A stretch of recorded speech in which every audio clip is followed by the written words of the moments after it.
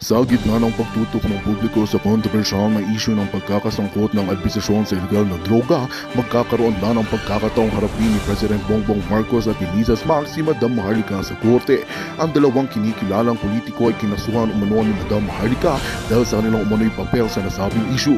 Binatiko si former President Rodrigo Duterte ang mga aligasyon laban kay PBBM at binalaan ang mga ito na haharapin ng mga seryosong konsekwasyon ng kanilang mga aksyon.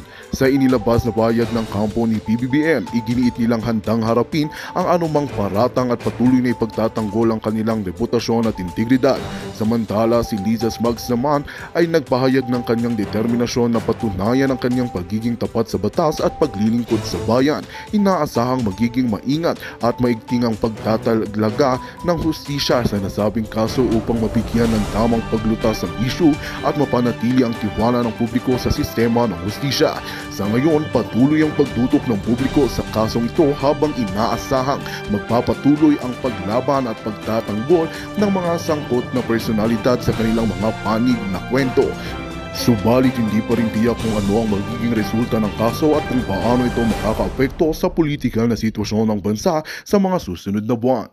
Well, ito nga ang balitang ating pagkakatutukan. Ngunit bagong lahat, siguraduhin mag-subscribe at i-hit ang notification bell para sa patuloy na pagtutok sa mga sulyap ng bagong balita sa tunay na boses ng masa.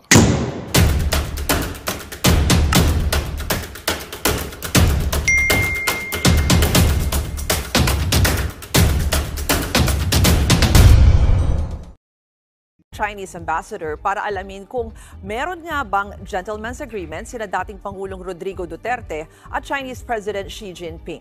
Nasa frontline. Alam mo, Mr. President, mabuti yan. Unang-una ha, mabuti yan na nagsalita ka na. Mas mabuti pa nga na ipatawag mo si former President Duterte para magkausap kayo, harap-harapan, walang plastikan. Eh kung kayo, nag-iisip kayo sa taong bayan, ipatawag mo si Duterte. Di ba? Kasi ang hirap kasi itong gobyernong ito ngayon, kung lagi lang tayong sisi ng sisi sa mga palpak na nagawa ngayon. Kasi masasabi ko talagang yung nangyari sa Ayungin Shoal, palpak eh. May mga Coast Guards tayo, may mga sundalo tayong nasasaktan doon sa pag-water cannon ng China. Hindi natin yung nagugustuhan. Di ba? Tapos dito sa nangyari sa Ayungin Shoal, dahil sa tingin natin, naging palpak yun, isisisi natin ngayon sa ating former president, sa ating previous administration. Hindi ito maganda. Diba? Continue. Balitang yan, si Maricel Halili. I am horrified by the idea that we have compromised through a secret agreement. Okay. Doon pa lang, Mr. President, yung sinabi mong secret deal agreement, there's no such secret agreement. Sinabi na yan ni Harry Roque at ni Panelo, walang secret deal agreement. Ang nagpalabas kasi niyan, yung mga vloggers ninyo, yung mga tambalusos vloggers, isa na dyan, sina Coach Jarrett at si Mike Abe. Sila ang nagpasimuno dyan sa word na secret deal, secret deal. Kaya nga, klinaro yan ni Attorney Harry Roque, it's not a secret deal. When in fact, bakit alam ninyo na merong sekreto? Di ba? Logic ba? Ganyan ang argumento. Paano yan naging secret na alam po ninyo? Kasi sabi yan ni Attorney Harry Roque, there is a gentleman's agreement na it was televised, binabalita yan. Hanggang ngayon, makikita yan sa YouTube. Yan ang sabi ni Attorney Harry Roque. So it's not a secret, Mr. President. Ang hirap kasi sa inyo, Mr. President, siguro, I think because you are so busy, so hindi mo na natsyempohan kung ano yung sinabi ni Attorney Harry Roque, ano yung sinabi ni Panelo, no? Baka hindi mo talaga inintindi o meron ka bang mga sekretary dyan na pwede mong mapagtanungan tungkol dito. Kasi, kaya nga, yan ang sabi ni Sastrugando Sasot, mahirap kasi magkomento ng isang bagay na kulang yung kaalaman mo. Oh. Bakit mo nabanggit yung secret deal na yan? Ibig sabihin, naniniwala ka talaga sa mga vloggers mo. Kasi yung vloggers mo ang nagpasimuno dyan sa secret deal na yan. Diba? The territory, the sovereignty, and the sovereign rights of the Philippines. That is something we still have. Ganyan kabigat ang pahayag ni Pangulong Bongbong Marcos sa sinasabing gentleman's agreement ni na dating Pangulong Rodrigo Duterte at Chinese President Xi Jinping. Si dating presidential... Kasi sa pagkakaalam ko, noong pumunta si former President Duterte sa China, lahat yun binabalita. Walang itinatago. Transparent si Duterte. Lahat ng mga speeches nga ni Duterte, transparent si Duterte, araw-araw nag-speech yan. Kung matatandaan ninyo, makikita sa RTVM, makikita yan sa PTV. Kung ano talaga yung ginagawa nila sa China. Transparent yun lahat. Kung nakikinig kayo sa mga previous na balita ng dating administrasyon, talagang malalaman ninyo na walang secret deal. Pero ito mga BO na mga tambaluslos vloggers na ito na wala na lang ginagawa kundi gumawa ng kwento, pati tuloy ang ating presidente naniwala. Ay, nako. Spokesperson Harry Roque ang nagpalutang ng kasunduang yan. Dito, napag-usapan daw na tanging tubig at pagkain lang ang pwedeng dalhin ng Pilipinas sa BRP Sierra Madre sa Ayungin Shoal. Pero tinabla si... Actually, alam naman natin lahat yan. Wala. Ang Mr. President Bongbong Marcos, ito kasi yung siste. Kiniklaim natin yan na atin yan. Walang problema yan, atin yan. Lahat ng Pilipino naniniwala na atin yan. Pero paano itong China rin, kiniklaim yan nila na sa kanila rin yan. Hindi nga nila ni-recognize o sa Tagalog pa, hindi nila kinilala yan. Yang pagkapanalo natin sa tribunal. Nanalo nga tayo sa panahon ni Pinoy. Pero, hindi nila ni-recognize, hindi nila kinikilala yun. Magpunta tayo doon, magdala ng pagkain at tubig para sa ating mga sundalo. Yan ang agreement nila ni Duterte. Okay lang. Okay, nagbabantay yung mga sundalin natin dyan sa kalawang na barko na yan. Para hindi mga syutay ang ating sundalo, makakain at makainom ng tubig. O kung anong mga medical kits na pwede nating i-ano dyan. Dahil nagbabantay dyan, pumayag ang China dyan, Mr. President, sa agreement ni na Duterte at Xi Jinping. Dati, sinisita ang ating barko dyan na nagdadala ng pagkain at tubig. Pero dahil sa kanilang conversation, napag-agree nila na wala munang gagalaw dyan sa area na yan. Hayaan muna natin yan because there's a lot more bigger than that water. Okay? How about we will trade goods and services? Unahin na lang natin ang magtulungan tayo. Klinaro ko na ito kung ano ang nangyari dati How about magtulungan na lang tayo because at that time, dumaan rin sa pandemic yung problema na yan. Nagbigay ng mga kung ano-anong tulong ang China tungkol sa ating problema sa COVID. Di ba? At tayo rin, nagbigay rin tayo ng tulong sa China. Magtulungan muna tayo. Magtulungan muna tayo. Huwag muna nating pag-usapan yung Ayungin Shoal na yan. Yun ang agreement na sa tingin ko, sa paniniwala ko, yun ang narinig ko dati sa mga balita.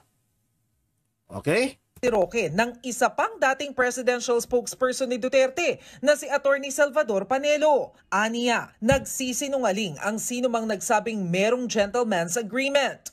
Kaya ngayon, pati si Pangulong... Okay.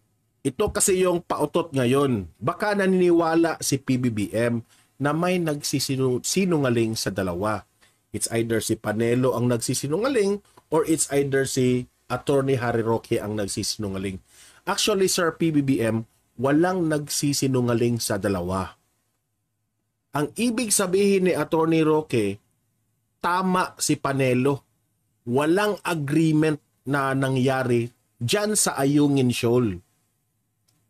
Yung ibig sabihin ni Attorney Harry Roque, yung agreement na yan, no. Let me clear this one, Walang agreement sa West Philippine Sea. That's what I mean. Okay? Yan ang nabanggit ni Panelo. Sa kanyang panahon na siya yung spokesperson at siya yung legal counsel ni former President Duterte, walang nangyaring agreement sa West Philippine Sea. Ang ibig sabihin ni Attorney Harry Roque, tama si Sir Panelo, walang agreement sa West Philippine Sea. Ang tinutukoy kong agreement ay diyan sa Ayungin Shoal. Yung BRP Sierra Madre. Doon nagka-agree si Duterte at si Xi Jinping na wala mo nang gagalaw dyan at hayaan nyo ang aming barko kasama ang mga Pinoy magdala ng pagkain at tubig dyan. Na wag niyong harangin, wag niyong bombahan ng water cannon. Yan ang agreement na ibig sabihin ni Attorney Harry Roque. Okay? Kasi kung nalilito ka, Mr. President, medyo na nalilinlang ka sa mga vlogger mo. Okay? Prangkahan tayo dito, Marcos nalilito kung ano ba talaga ang totoo. From the former administration, iba-iba ang sagot Sabi ng isang... Iba-iba yung sagot. Actually, Mr. President, klinaro na yan ni Attorney Harry Roque. Hindi magkaiba yung sagot. Si Attorney Harry Roque, nag-agree siya kay Panelo. Okay? It's a miscommunication na sa ibig sabihin ni Panelo at ibig sabihin ni Attorney Roque. Yung kay Panelo, West Philippine Sea ang tinutukoy. Yung kay Attorney Harry Roque, Ayungin Shoal ang kanyang tinutukoy. Okay? Official, dating government official under the previous administration, there's no such agreement. Sabi naman ng isa, no, there is, and we should honor it. Nalilin lang ka doon. Sabi naman ng iba, maganda yan. Sabi ng iba, hindi maganda yan. Hindi pa namin alam kung ano ba talaga yung agreement na yan. Okay. Unang-una, Mr. President, kahit merong agreement o wala kung ano man ang istorya sa panahon ni former President Duterte tungkol dyan sa Ayungin Shoal, kahit anong diskarte doon, may agreement ba, may secret deal agreement, kung ano-anong gusto mong tawagin, the point here is, you are now the President. Bakit you have to look back on what is going on kay Duterte? Ikaw yung presidente ngayon. If you will blame the administration of former President Duterte na ganon yung ginagawa, ano ba talagang totoo, may agreement o wala, wala ka nang magagawa doon. Hayaan mo si Roque, hayaan mo si Panelo dyan sa mga agreement na yan. The best solution that you can do right now is not to blame the former administration. Kung gusto mong malaman ang katotohanan, ipatawag mo si former President Duterte. Harap-harapan. Papuntahin mo sa Malacanang. Yung kayo lang dalawa sa kwarto mo. Mag-usap kayong dalawa. Lalaki sa lalaki. Ano ba talaga ang nangyari dito? If gusto mong ipamidya, pwede. ikaw, nakaupo rito, nakaupo si Duterte, nakadito ang kamera ng media, ayan, magsagutan kayo ni Duterte. Ano ba ang nangyari noong ikaw ay Pangulo, Mr. Former President? Oh. Ano ba ang totoo tungkol dito? Ganon, para tapos ang problema. Ang hirap kasi sa inyo, Mr. President, is tiklop yung bibig mo kung merong issues na ibinabato sa inyo. Ngayon, kung dihado kayo, napalpak yung anong issue, kaya pa kayo, saka pa kayo magngangak-ngak sa media to blame the former administration. Hindi maganda yan. Huh? You are the president now. You have to talk to China. Ano bang gagawin natin dito?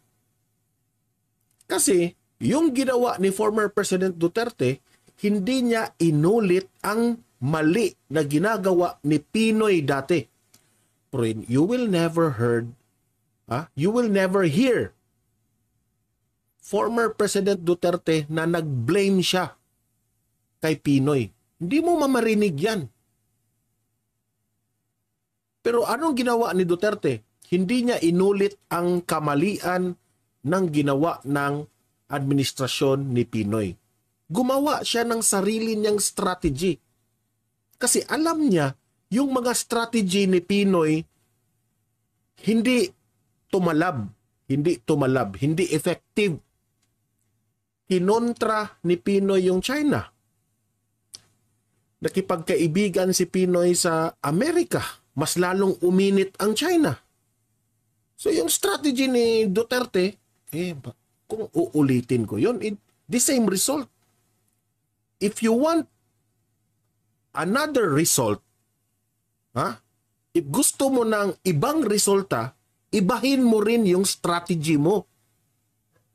Di ba? Huwag ulitin ang the same mistake that has been doing before. Yung ginagawa nyo na nagdala kayo ng mga construction materials, ginawa na yun dati ng administrasyon ni Pinoy. Anong nangyari? Uminit ang China. Ngayon, ginagawa nyo ulit, di uminit rin yung China.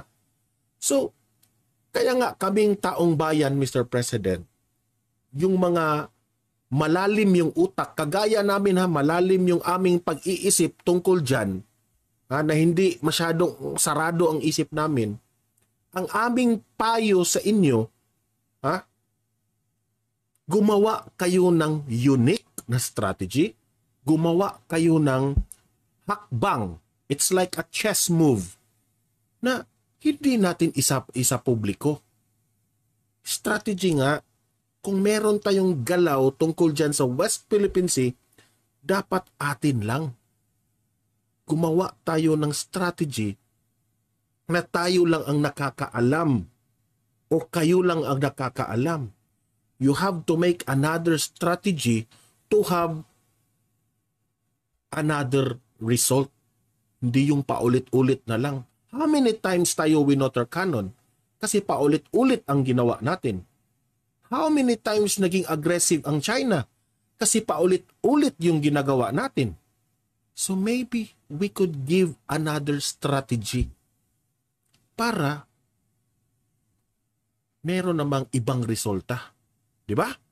Hindi ako magmamagaling Wala akong right para payuhan ka, Mr. President, na ito yung strategy na gagawin mo. Hindi ako expert dyan.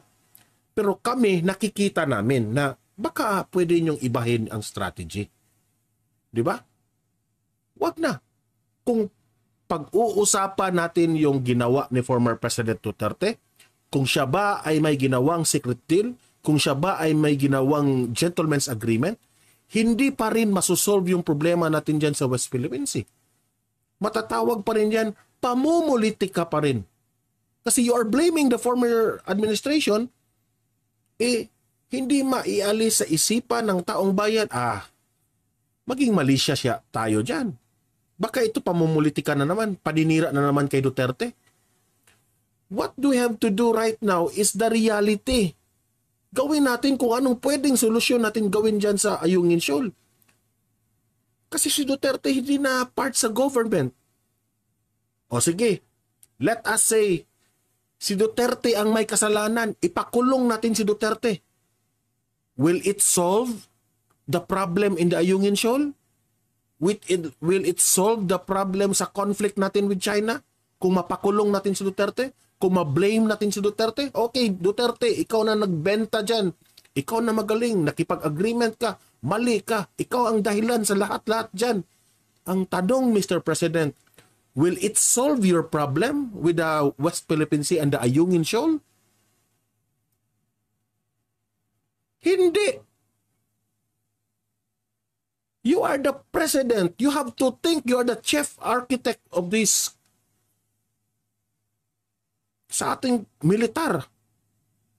You have to think. You have to think. Kung hindi ka, kung wala kang ma-think, you ask payo sa mga experts. Kung wala ka ng ibang strategy. Di ba? Nakarating na rin kina Roque at Panelo ang sinabi ng Pangulo na horrified siya sa umano'y gentleman's agreement. Pareho nilang pinanindigan ang kanilang mga naunang pahayag. Horrified siya kung totoo. Pero 4 na kaming cabinet members nagsasabi, yung mga present sa state visit, at wala naman yung nagsasabing meron. Kung meron nga, talagang labag sa interes ng bansa yun. Yung agreement po ay parang parehong... Yun ang sabi ni Panelo ha. Walang agreement. Ito naman kay Roque. China at Pilipinas ay rerespetuhin ang status quo. Walang bagong dagdag sa mga instrument. Kasi ikaw naman talaga, Harry Roque, hindi mo na lang sana binanggit ang gentleman's agreement. Diyan kasi nagkalituhan eh.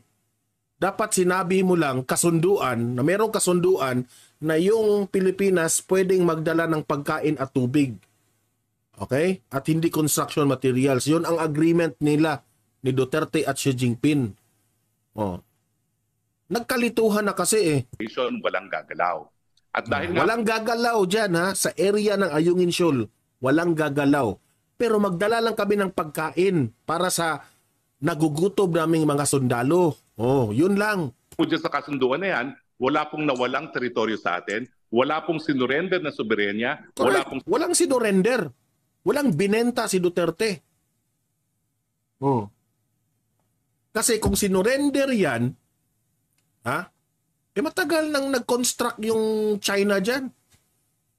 Na-agree nga na yung bansa natin at yung China walang magdadalang construction materials.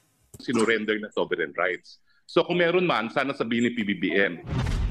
Para makumpirma kung totoo ba talaga o hindi ang Duterte-Xi agreement, ipinatawag na ni Pangulong Marcos sa Chinese Ambassador to the Philippines, Wang Shilian, para siya na mismo ang magpaliwanag tungkol sa sinasabing kasunduan. Sino ba talagang kausap? Anong pinag-usapan ninyo? Was this an official thing or was it a personal thing? Dahil wala kaming record. Actually, Mr. President, wala. Kung doon kayo magbabase sa problema na yan, kung ano yung previous na mga kasunduan ni Duterte, wala ka nang makukuha doon, Mr. President. The best thing that you can do is to talk to Xi Jinping, leader to leader. Ang hirap kasi sa inyo, Mr. President, dinamay mo pa yung Amerika at Japan sa usapin na ito. Yes, okay man yan, pero don't tell me yung China. Iniwan mo sa ere ang China. Dapat kinausap mo si Jinping muna. Ito ang dapat gawin. Kausapin mo si Xi Jinping na yung bang re-respeto ka kay Xi Jinping, si Xi Jinping rin re-respeto sa atin. Kausapin, ito yung problema natin. Ano ba ang pwede nating gawin? Kung hindi kayo magkasundo, that's the time that's the time na humingi ka ng tulong sa Japan at sa Amerika. Pero ano yung ginawa mo? Pumunta ka kaagad doon sa Amerika and sa di ba? So syempre, delikadesa. Hindi nagustuhan ng China yun. Di ba?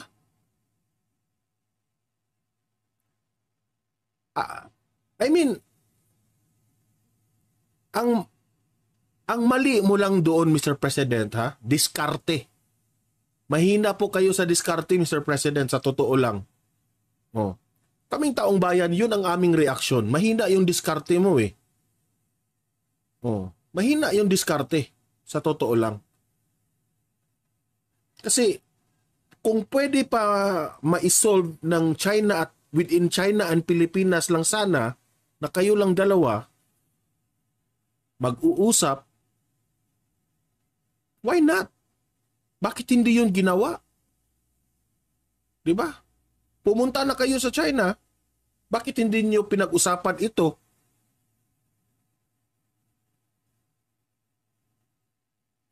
Ang hirap kasi yung bait-baitan mo, Mr. President eh. Sabi ko na nga ba eh, sa sobrang bait mo, medyo hindi tayo makapagbigay ng mga prangkang istorya sa mga leaders natin. May nabalitaan nga ako ha. May binalita sa labas ng bansang Pilipinas, media, isang parang expert ng foreign policy, sabi doon, ang World War III raw ay magsisimula dito sa Pilipinas at China. Yun ang sabi nila ha, doon. Yung mga expert doon sa mga foreign, yan nga ang sabi eh. Na yan nga ang iniiwasan ni former President Duterte. Ako, I hate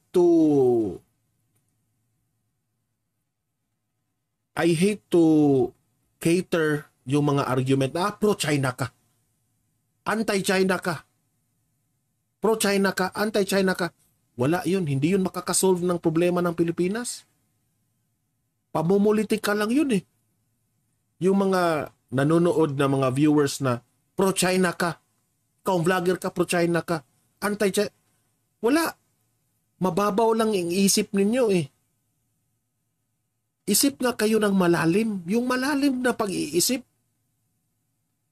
Wala yan sa pro-China at anti-China ka. Wala yan sa ganyan. I-diskarte natin kung ano yung tunay na problema at kung ano yung tunay na solusyon. Anong paki ko dyan sa China? Bakit naman ako mag-pro-China? Anong paki ko sa kanila? Hindi naman sila ang nagpapakain sa akin. Kung sabihin yung pro-China ako, sabihin yung pro-China si Duterte, ano makukuha niya sa China? Nandito siya sa Pilipinas, nakatira. We are aftering yung paano natin isolve itong problemang ito. Bangayan dito, away doon. Kahit saan ka tumingin, walang record. So, sikretong ginawa lahat ito. Ano naman yung sikretong ginawa? Mr. President, hindi yan sikreto dahil binalita yan dati. Ano ka ba, Mr. President? Nanood ka ba ng mga balita nung panahon si Duterte yung presidente? Binalita yun. Lahat ng pagpunta ni Duterte doon sa China, binalita yun lahat. Nag-speech si Duterte, binalita yan. In-speech yan ni Duterte lahat. Bibig sa bibig. Sana one of these days, merong makapaglabas ng video sa mga sinasabi ni Duterte tungkol sa China nung pumunta siya. Inilahad yan lahat ni Duterte eh. Taka nga eh. Kaya it's not a good situation. Ito naman si Presidente Bongbong Marcos eh. Pamumulitik ka rin naman yung datingan mo doon eh. Nag-blame ka doon eh. Grabe. Ako pa sa inyo, Mr. President, gawan mo na lang ng solusyon itong problemang ito. Gumawa ka ng ibang strategy. Wag nang idamay yung mga nangyari noon. Nangyayari daw ang pulong sa pagbabalik ng ambassador sa Maynila mula Beijing. Sa ngayon naman, papuntang Washington DC sa Amerika si PBBM para sa makasaysayang trilateral summit. Kasama si sabi dito ni Emma Flores TV, unsubscribe na kita. Emma Flores, bye-bye po.